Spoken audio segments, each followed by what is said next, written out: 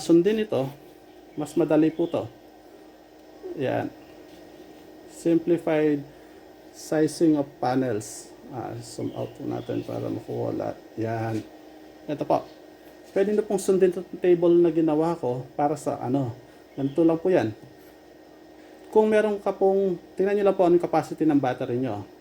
Usually po, hindi ko na dinamihan yung mga rito dahil for beginners, hindi naman tayo kagad gagamit ng napakalaking setup. So, in-assume ko na lang na hanggang 100 Ah lang ang gagamitin natin sa mga beginner. Kunwari po, dito tayo mag-start sa 40 Ah. Kung ang battery mo is 40 Ah, base sa mga computation ko, kailangan mo lang ng at least 100 watts na panel para mapuno mo ito maghapon. Basta yung yung isang senaryo na dapat mainit ang araw kasi may times na minsan maulan. Hindi na po masyadong applicable to. Applicable din po yan, kaya lang hindi mo na ma-expect na mapupuno niya yan kapag rainy days na.